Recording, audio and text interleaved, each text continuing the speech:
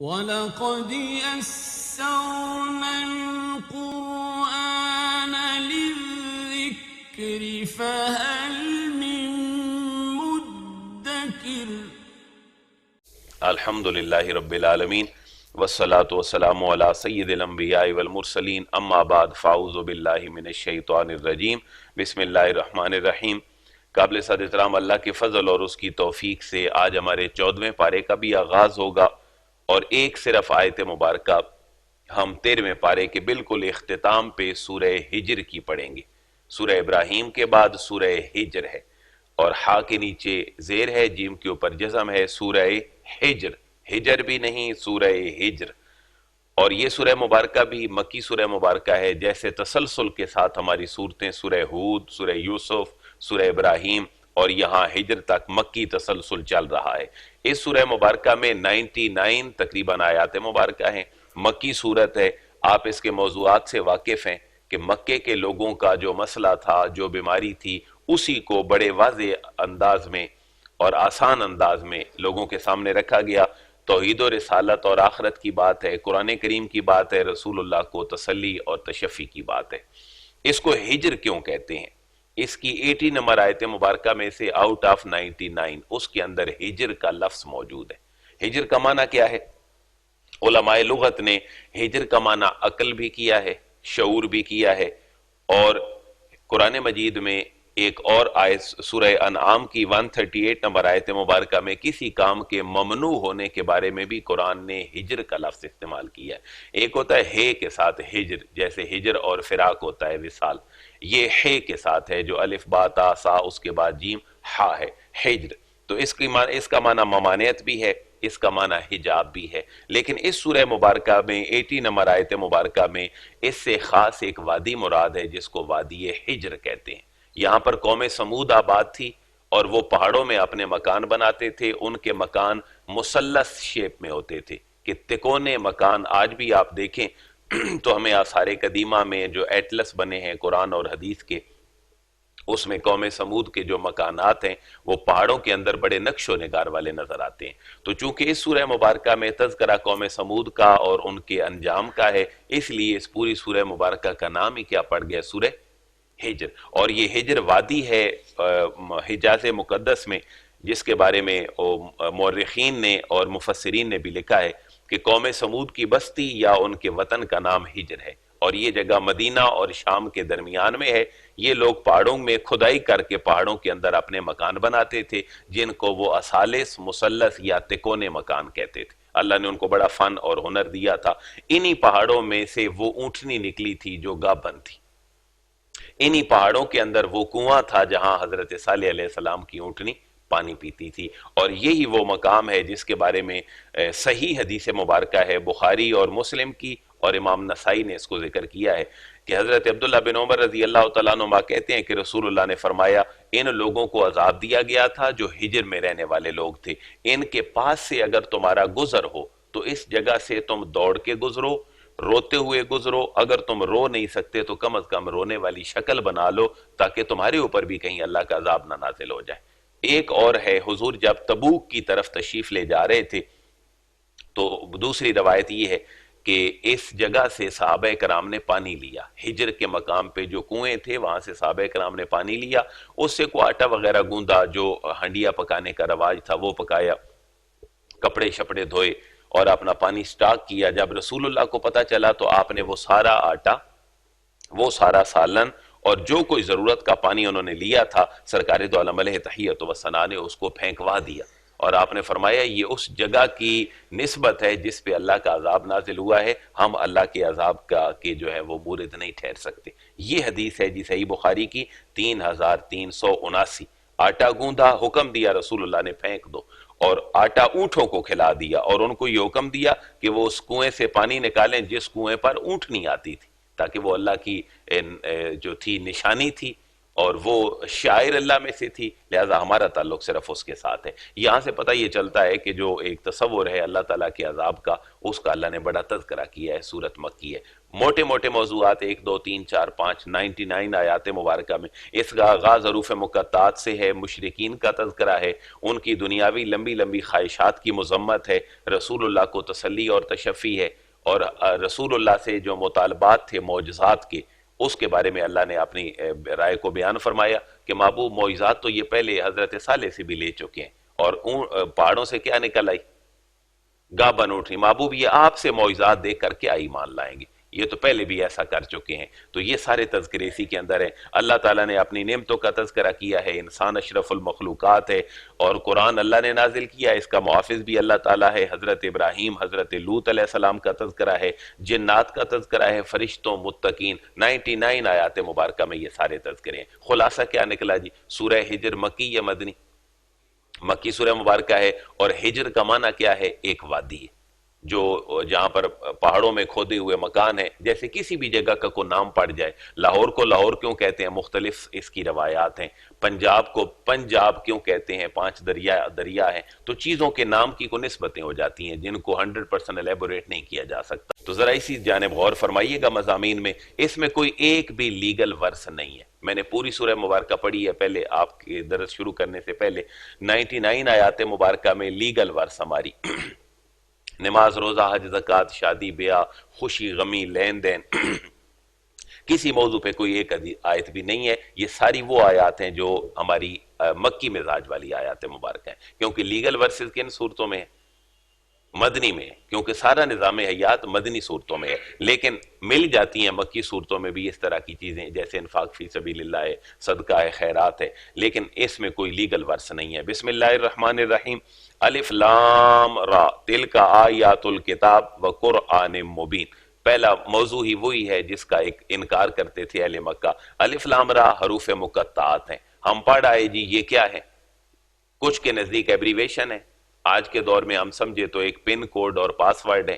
اللہ رسول بہتر مانا جانتا ہے، جو علوم و معارف کے خزانے سورت کے اندر تھے ان کو کوڈ لگا کے بھیجا گیا، اور پھر بہت کرینے کے آس یہ ہے، امام بیضاوی لکھتے ہیں اہل مکہ قرآن کے کلام اللہ ہونے میں شک رکھتے تھے، تو اللہ نے ان کو چیلنج کیا، بھئی تم بنا لو اس طرح کا کلام، میں نے کلام بنایا ہے الفابیٹ حروف تہجی سے، الف با تا سا سے، تم بھی بنا کے دکھا دو۔ لہذا یہ چیلنج کیا گیا، الف لام را بھائی بنا کے تم بھی دکھا دو، کسی جگہ پہ الف لام میم ہے، کسی جگہ پہ تاہا، کسی جگہ پہ یاسین۔ تو کرینے کے آس یہ ہے کہ یہ عربوں کو چیلنج ہے کہ تم بھی بنا کے دکھا دو اگر نہیں مانتے ہو کہ یہ اللہ کا کلام ہے۔ تلک آیات الکتاب، تلک یہ آیات الکتاب، اس کتاب کی یہ آیات ہیں، اور یہ کتاب و قرآن مبین، اور قرآن مجید کی روشن آیات ہیں۔ اللہ نے اعلان فرما دیا محبوب، یہ مانے نہ مانے مکی لوگ، لیکن یہ کتاب اللہ کی کتاب ہے اور اللہ نے ہی اس کو نازل کیا ہے۔ یہ 14ویں پارے کا آغاز ہے دوسری آیت میں، ربما ما یود الذین کفروا لو کانوا مسلمین۔ یہ ان کے مزاج اور ان کی نفسیات کو قرآن بیان کر رہا ہے۔ محبوب کبھی کبھی جب یہ تھک جاتے ہیں دنیاوی دوڑ میں، نا امید ہو جاتے ہیں بتوں کے آگے جھکنے سے، رشتے ان کے ٹوٹ چکے ہیں، ماؤں بہنوں کے ساتھ ان کا اخلاقی حیا والا تعلق کوئی نہیں، یہ لڑنے لڑانے پہ آئیں تو 40 سال تک لڑتے رہیں۔ اللہ فرما رہے محبوب جب یہ پریشان ہو جاتے ہیں، انہیں کہیں حل نہیں ملتا اپنے مسائل کا، تو پھر کبھی کبھی سوچتے ہیں کاش ہم بھی مسلمان ہوتے، کم از کم جینا تو سکون کے ساتھ ہوتا، کم از کم مرنے کے بعد کوئی ہوپ اور امید تو ہوتی، ہماری زندگی سے انسرٹینٹی اور غیر یقینی صورتحال تو ختم ہو جاتی۔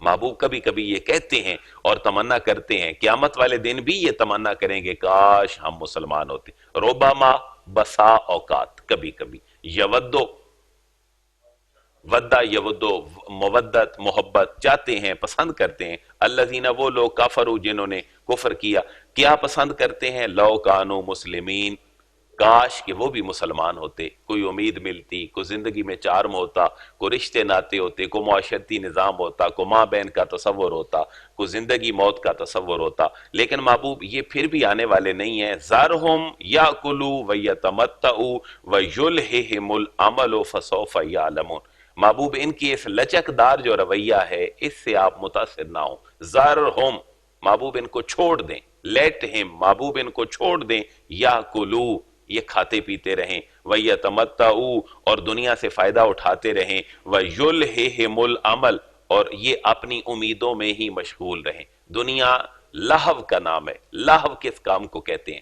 بہت کمال اس کا معنی کیا علماء لغت نے، ایسا غیر مفید کام جس میں مشغول ہونے کی وجہ سے مفید کام رہ جائے اس کو لہو کہتے ہیں۔ ایسا غیر مفید کام کہ جس میں مشغول ہونے سے انسان مفید کام سے محروم ہو جائے وہ لہو ہے۔ تو اللہ فرما رہے دنیاوی زندگی کیا ہے؟ لہو ہے کہ تم مشغول ہوتے ہو اپنی چیزوں میں، اس سے بڑے اعلیٰ کام کو تم چھوڑ دیتے ہو۔ کاروبار تمہاری نمازیں چھڑوا دیتا ہے، تم گھڑی دیکھتے ہو تو کہتے ہو آج تو نماز بھی نہیں پڑھ سکے زور اثر کی۔ ایسا غیر مفید کام، دنیا عارضی ہے، اس کے کاروبار جو غیر مفید ہیں بظاہر آخرت کے مقابلے میں، محبوب ان کو چھوڑ دیں، یہ دنیاوی فائدے اٹھاتے رہیں، ان سے لطف اندوز ہوتے رہیں اور اپنی امیدوں میں مشغول رہیں، لیکن فَسَوْفَ يَعْلَمُونَ یہ بھی ان قریب جان لیں گے۔ محبوب عقل مند باشعور تو دنیا میں ہی جان رہا ہے کہ دنیا کی زندگی عارضی ہے، لیکن فَسَوْفَ يَعْلَمُونَ ان قریب یہ بھی جان لیں گے۔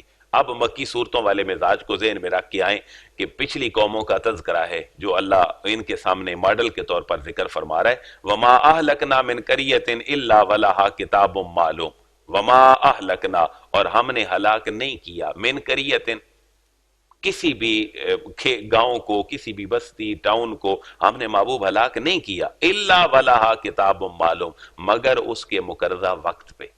دنیا کی کوئی طاقت نہیں کہہ سکتی کہ ہمیں ہدایت کے لیے وقت نہیں ملا تھا، اللہ تعالیٰ وقت دیتا ہے۔ اسی لیے رسول اللہ کا فرمان ہے کہ 5 چیزوں سے پہلے غنیمت جانو، جوانی کو، بڑھاپے سے پہلے، صحت کو، بیماری سے پہلے۔ اسی لیے یہ وہی باتیں ہیں الا ولہا کتاب معلوم۔ محبوب قیامت والے دن کوئی 1 سیکنڈ کے لیے بھی نہیں کہہ سکتا کہ مجھے موقع نہیں ملا تھا، کتاب معلوم ہے، اس کی ہلاکت کا وقت متعین ہے، لیکن اس سے پہلے سارے اختیارات تو اس کے پاس ہیں۔ ما تسبق من امت اجلہا وما یستاخرون، تقدیم و تاخیر زندگی موت کے کسی ایک لمحے میں نہیں ہو سکتی۔ ما تسبق کو ما کا معنی نہیں، تسبق کو اردو والا لفظ ملتا جلتا ہے، سبقت لے جانا، آگے نکلنا۔ ما تسبق من امت، کسی گروہ سے سبقت نہیں ہو سکتی اجلہا، اس کے مقررہ وقت کو۔ کوئی سبقت، کوئی گروہ اپنے مقررہ وقت سے آگے نہیں بڑھ سکتا ہے کہ زندگی تھی تھوڑی اور کہا جی 100 سال اور جی لیں، ایسا نہیں ہو سکتا۔ وما یستاخرون اور نہ ہی اس میں جو ہے وہ پیچھے ہٹ سکتا ہے، نہ ہی پہلے آ سکتا ہے نہ ہی وہ پیچھے ہٹ سکتا ہے۔ اللہ کا مقررہ وقت ہے جو اس نے کر چھوڑا ہے۔ وَقَالُوا يَا أَيُّهَا الَّذِي نُزِّلَ عَلَيْهِ الذِّكْرُ إِنَّكَ لَمَجْنُونَ، یہ وہ مشہور اعتراض ہے جو حضور کے اوپر ہوتا تھا مکی زندگی میں کہ آپ کون ہیں؟ مجنون ہیں، آپ مجنون ہیں۔ تو آخر میں جب کچھ نہیں بنا تو کہہ دیا بھئی آپ تو معاذ اللہ ہیں ہی پاگل، آپ کی بات کس نے سننی ہے؟ جیسے ہم لاجواب ہو جائیں تو کسی کو کہہ دیتے ہیں بھئی آپ کا کیا ہے، جو منہ میں آیا آپ کہتے رہتے ہیں۔ وَقَالُوا اور انہوں نے کہا یا ایھا الذی، اے وہ شخص نزل نازل کی گئی علیہ جس پر الذکر و قرآن، انک لمجنون، آپ تو صرف اور صرف مجنون ہیں، آپ کو تو معاذ اللہ کو شعور نہیں ہے، دیوانہ ہے، اس لیے ہم آپ کی باتوں میں نہیں آتے۔ لو ما تأتینا بالملائکۃ ان کنت من الصادقین، اب یہ مکی لوگوں کے اعتراضات ہیں۔ بھئی آپ سچے کب ہیں؟ آپ اگر سچے ہیں تو کوئی فرشتہ ساتھ لے ہیں، بڑا سا دیو ہے کل سا فرشتہ ہو جس نے آپ کی کتاب اٹھائی ہو، آپ یہاں سے آنکھیں بند کریں کسی اور ملک میں نکل جائیں۔ یہ جو ہماری جغرافیائی اور مٹیریلسٹک ایج اور یہ پورا ہمارا سیناریو ہے، اس میں ہم کو اس طرح کے کام آپ سے دیکھیں جو ہم عموماً نہیں دیکھتے، تو پھر تو ہم مان لیں کہ آپ نبی ہیں۔ لو ما تأتینا، لو کا معنی اگر، ما تأتینا آپ نہیں لائے، بالملائکہ کسی فرشتے کو، عطایاتی کا معنی ہوتا ہے آنا، لیکن جب اس کی پراپوزیشن بے آ جائے، با آ جائے تو اس کا معنی آنا نہیں بلکہ اس کا معنی لانا ہوتا ہے گرامیٹیکلی، جیسے ہمارے ایڈیمز اور فریزل ورڈ تبدیل ہو جاتے ہیں پراپوزیشن سے۔ لو ما تأتینا بالملائکہ، تم کیوں نہیں لاتے فرشتوں کو، ان کنت من الصادقین، اگر آپ سچوں میں سے ہیں تو کوئی فرشتہ بڑا سا لے آئیں جس کو ہم دیکھیں تو ہم حیران رہ جائیں، آپ اس کو لے آئیں اگر سچوں میں سے ہیں۔ اللہ کیا جواب دیتے ہیں؟ اللہ ارشاد فرماتے ہیں ما ننزل الملائکۃ الا بالحق وما كانوا اذا منذرین، سادہ سا جواب اللہ کا، جب آئے گا نا فرشتہ پھر دیکھیں گے کہ تم فرشتے کا مطالبہ کیسے کرتے ہو۔ جب تمہاری روح نکال کے لے جائے گا اس وقت تمہارے پاس فرشتہ آئے گا، لیکن تمہارے پاس ٹائم نہیں ہوگا پھر اس کے لیے۔ ما ننزل، ہم نازل نہیں کرتے، الملائکۃ فرشتوں کو، الا بالحق مگر مقررہ وقت پر، اللہ نے جو نظام رکھا ہے اس نظام کے مطابق ہی ہم فرشتوں کو نازل کرتے ہیں. وما کانوا اذن منذرین، اور جب وہ نازل ہو جائیں گے تو ما کانوا، وہ نہیں ہوں گے، اذن تب، منذرین، ایسے لوگ جن کو مہلت دی جائے. پھر مہلت نہیں دی جائے گی، پھر بھاگنا چاہیں گے، کہیں گے تھوڑی سی مہلت، تھوڑا سا وقت غور و فکر کا، واپس لوٹنے کا. نہیں، وما کانوا اذن منذرین، جب فرشتے نازل ہوں گے تو ان کو مہلت نہیں دی جائے گی. اس آیت مبارکہ سے ہمارا ایک مسئلہ حل ہو رہا ہے. ہمارے سیکٹس میں عموماً لوگ مختلف لفظ بولتے ہیں. اللہ تعالیٰ فرماتے ہیں، اللہ تعالیٰ فرماتا ہے، یہ اس طرح کے الفاظ عموماً بولے جاتے ہیں. تو اللہ تعالیٰ کے لیے کون سا لفظ استعمال کرنا چاہیے، فرماتے ہیں یا فرماتا ہے؟ ذرا اس آیت کو دیکھیں.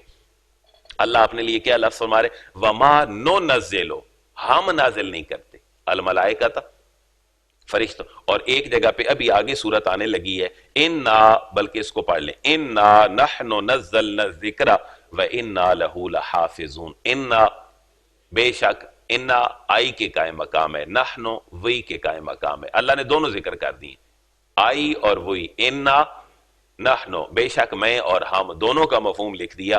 انا نحن، بے شک ہم نے، نزلنا، ہم نے نازل کیا، الذکر، اس قرآن کو، وَإِنَّا لَهُ لَحَافِظُونَ، اور ہم ہی اس کی.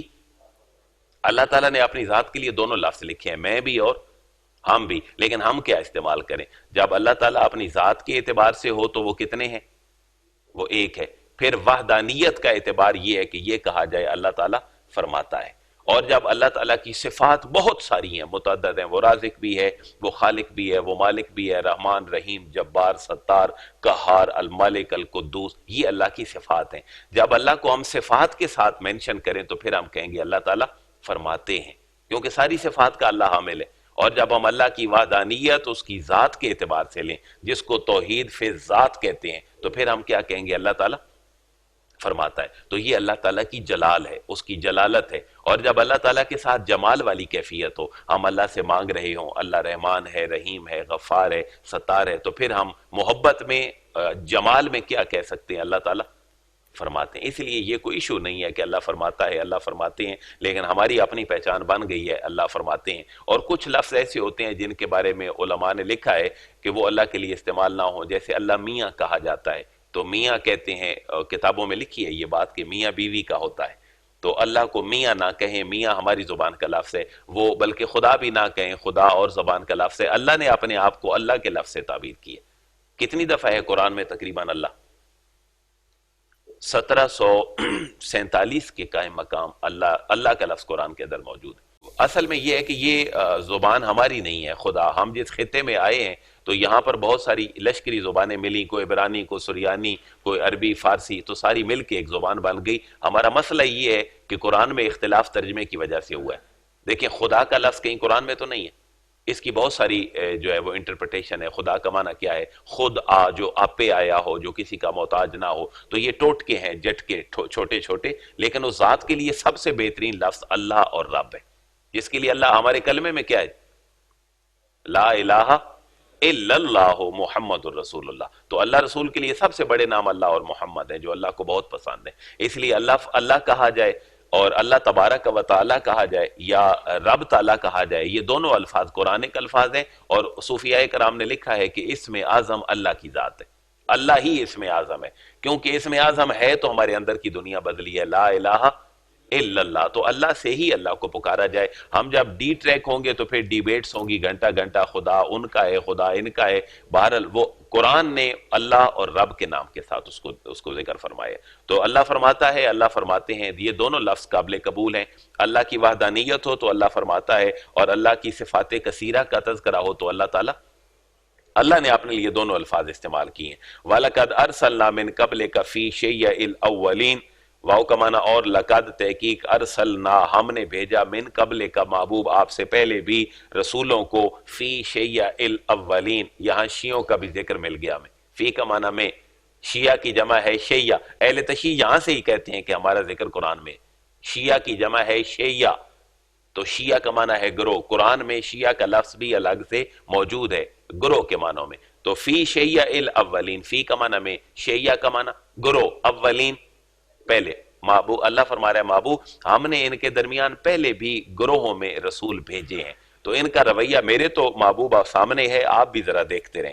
وما یاتیہم من رسول الا کانوا بہ یستہزئون۔ میں یہ آیت پڑھوں گا، ترجمہ آپ نے اس کا ٹائٹل بتانا ہے، مکی موضوعات میں اس کا ٹائٹل کون سا ہے؟ توحید، رسالت، آخرت، ملائکہ، آسمانی کتابیں، صبر، ہجرت، کیا حکم ہے؟ وما یاتیہم، اور وہ رسول جو محبوب ہم نے بھیجے ہیں، وما یاتیہم، اور ان کے پاس نہیں آئے، من رسول، کوئی بھی رسول، الا کانوا بہ یستہزئون، اللہ مگر کانو یہ تھے لوگ، بہی اس نبی کا، یستہزئون مذاق اڑانے والے۔